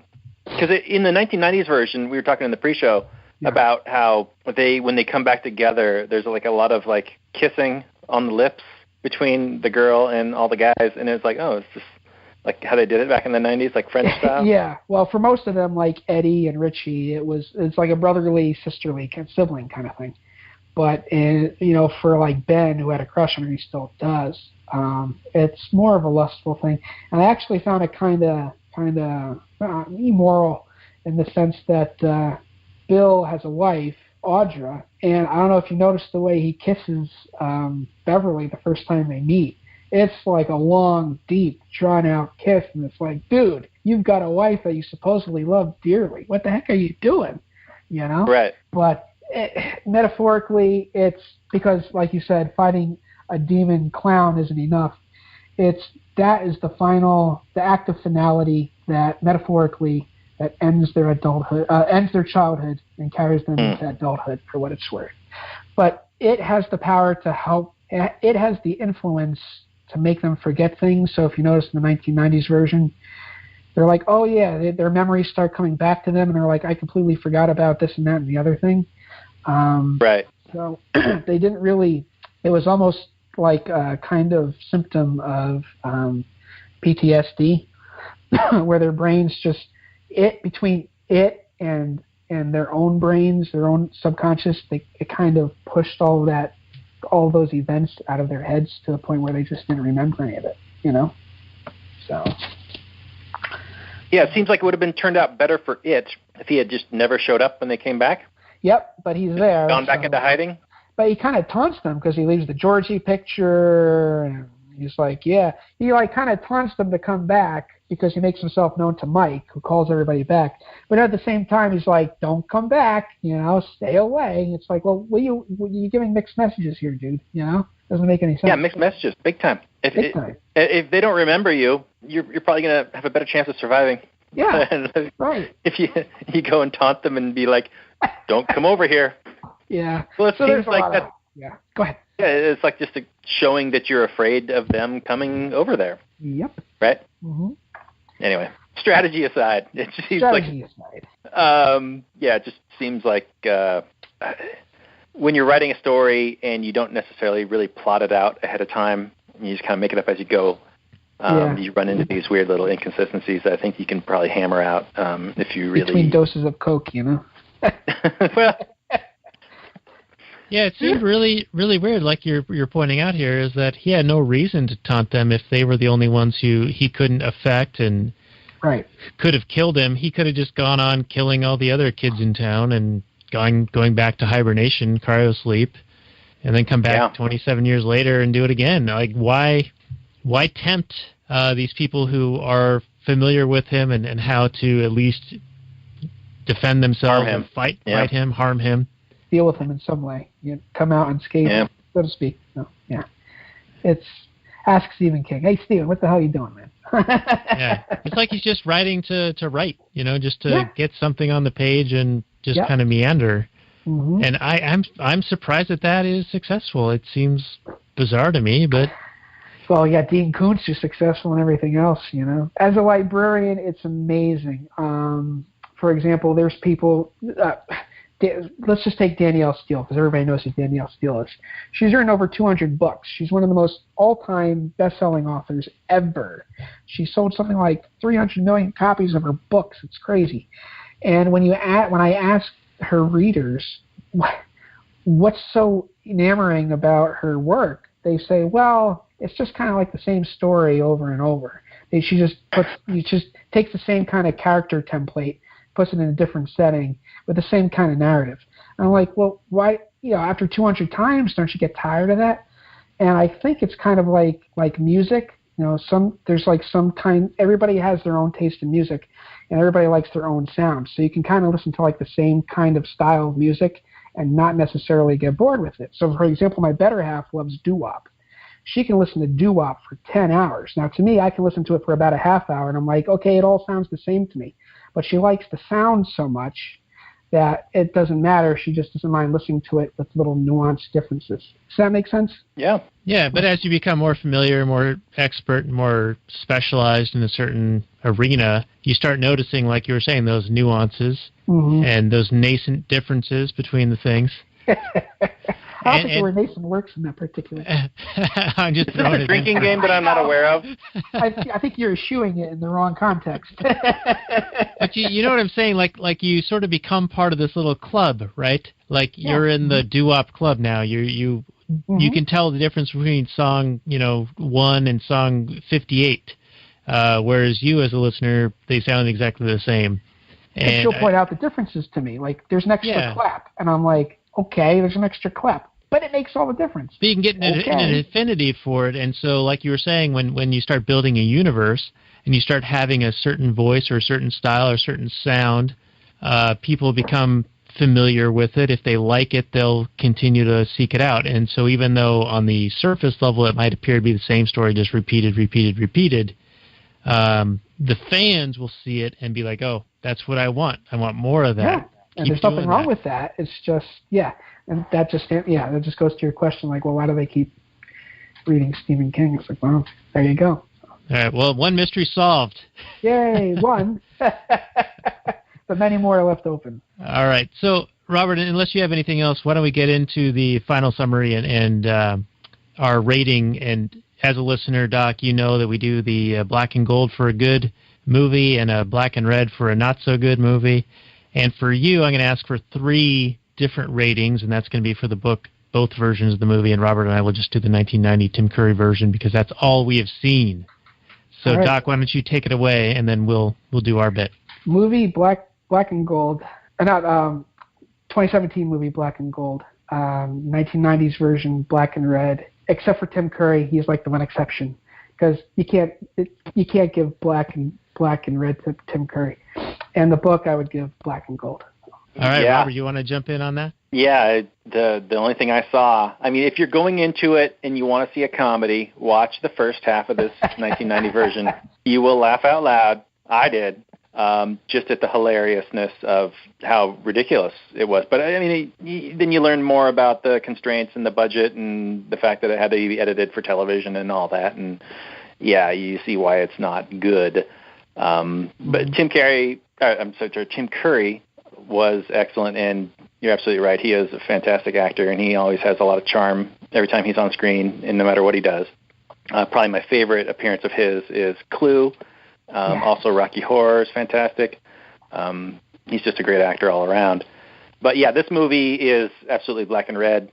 Sorry, unless you're specifically looking for a comedy or some kind of a schlocky, cheesy, weirdo, not lack of tension, weirdo kind of creepy movie. I don't really know who it's for or what it's for because there's no character arcs. Nobody learns anything that helps them defeat Pennywise that they use later on. It's this weird kind of psychological story that never really amounts to anything. And for me, completely black and red. It seemed pointless in a way. So, yeah, that's my take on it. Daniel? Yeah, I'm going to tend to agree with you. I mean, despite the nostalgia for Doc Brown here, who purchased this on VHS and watched it dozens of times, I'm going to have to go black and red on this as well, except I will point out that Scott Evil, big fan of his work. My doppelganger, big fan of his work. Seeing John Ritter on screen was pretty decent, but you could tell that they were all television actors. It was one of those movies I watched and I was like, what the hell's going on? This doesn't make any sense. It's so long. And then when it was over, I was like, okay, I don't know what I'm going to talk about on the show. Yeah. But here we are, an hour and 45 minutes into the show, so I guess we figured something to talk about. Jeez.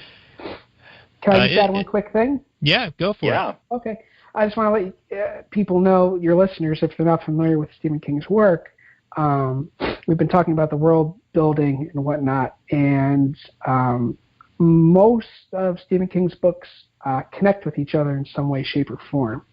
I would say his magnum opus is the Dark Tower series because it's a huge series, and that gives a lot of answers to all this stuff that is really difficult to explain if we're just focusing on one particular movie. But if you want a single version magnum opus, I would say The Stand. The Stand is a dystopian book about the world gets overrun by a plague and like 99% of everybody dies. And it winds up where as many people as possible who are left come together in the United States. The good people gather in one camp and the evil people gather together in another camp. And they have one final apocalyptic battle kind of a thing. It's really long. It's like 1,500 pages or something like that. There was a half-decent movie with some big-name actors in it. I would give it a black and red as the movie. But the book, I would definitely give a black and gold.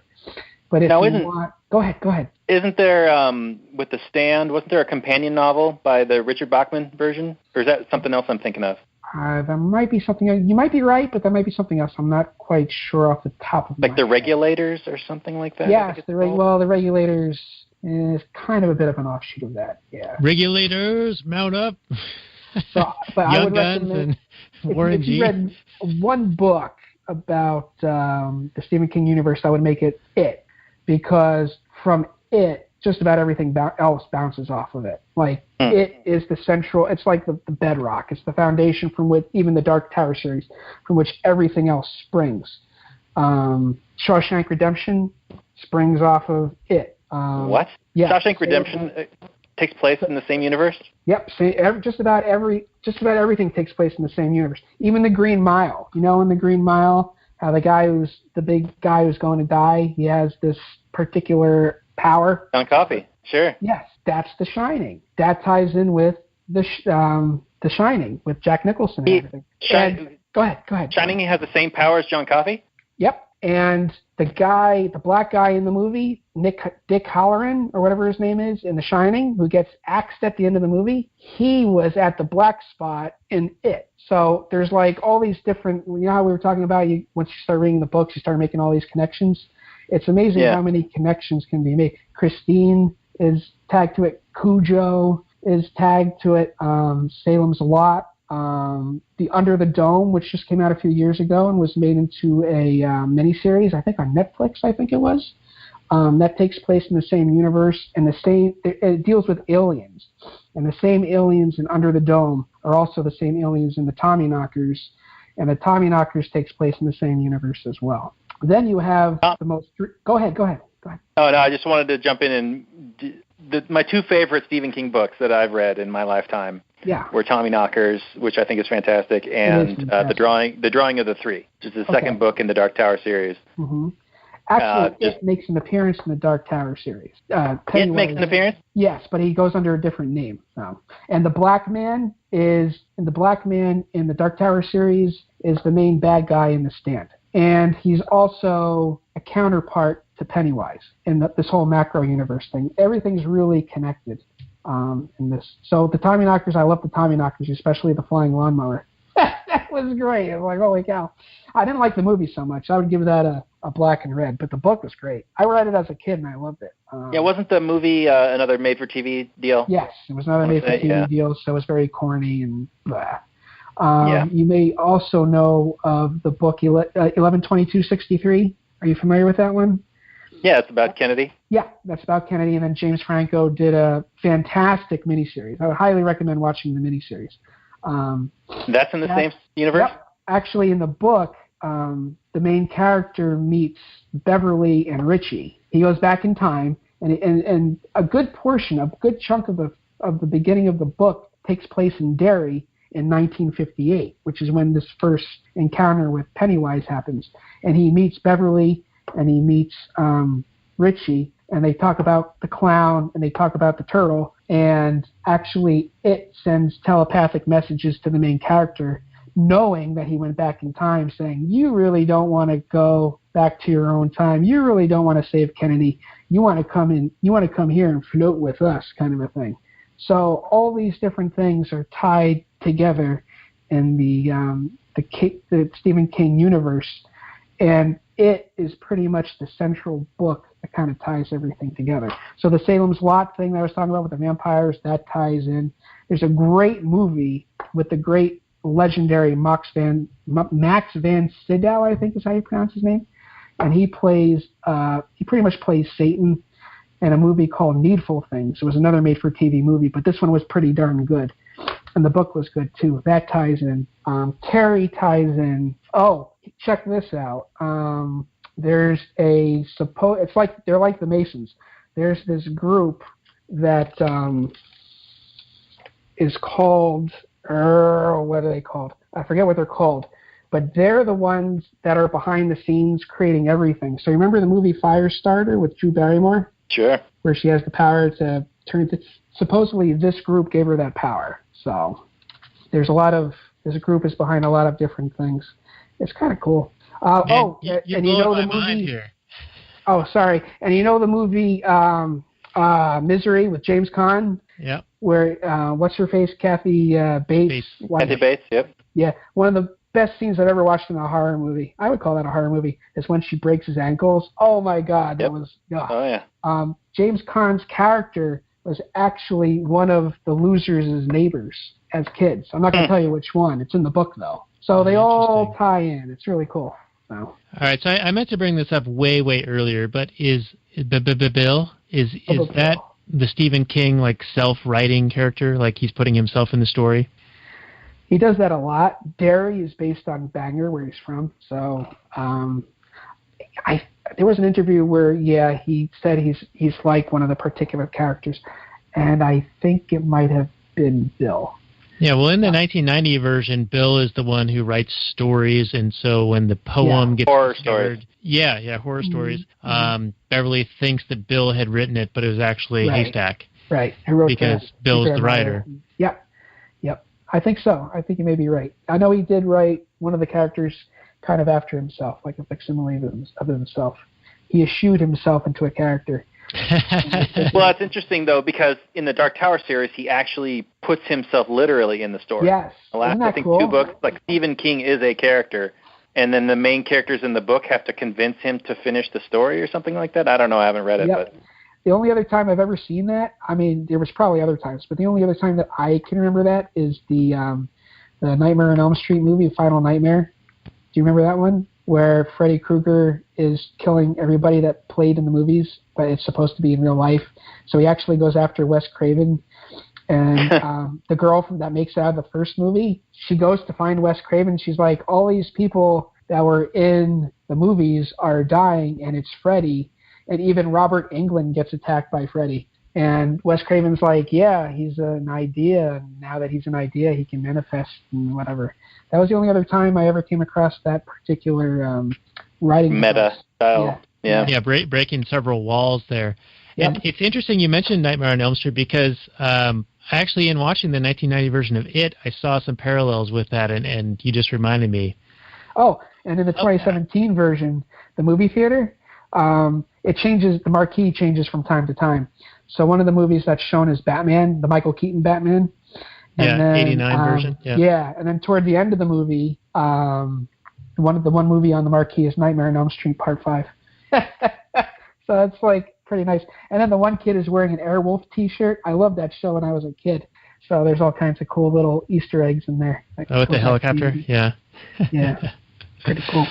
All right, very cool. Well, I think that we should probably wind this show down and then perhaps go into Kathleen Turner Overdrive. I know you have a quick story that you wanted to share in that. So if anyone wants to get a piece of that action, head on over to our tip jar page at actualanarchy.com/tipjar and become a Patreon subscriber, supporter of ours, and you will get the full behind-the-scenes pre-show and post-show Kathleen Turner Overdrive action that'll have Doc Brown's story about where he had guns drawn and pulled on him in a parking lot for doing something very, very nefarious and evil, right? Evil. Wink, wink.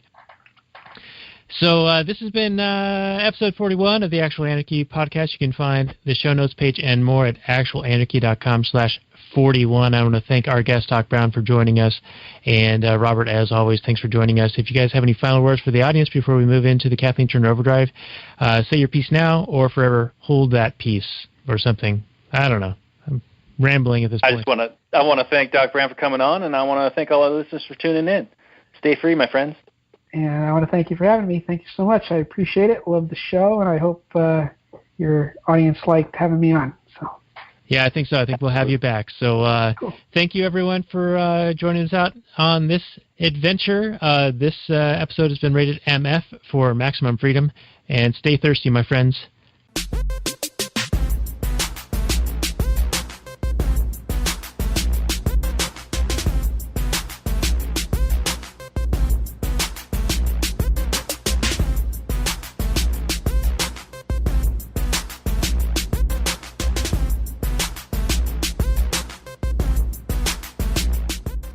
The Chipmunks. CHIPMUNK. We're the Chipmunks. Guaranteed to brighten your day. Do do do do do do do do do do do do.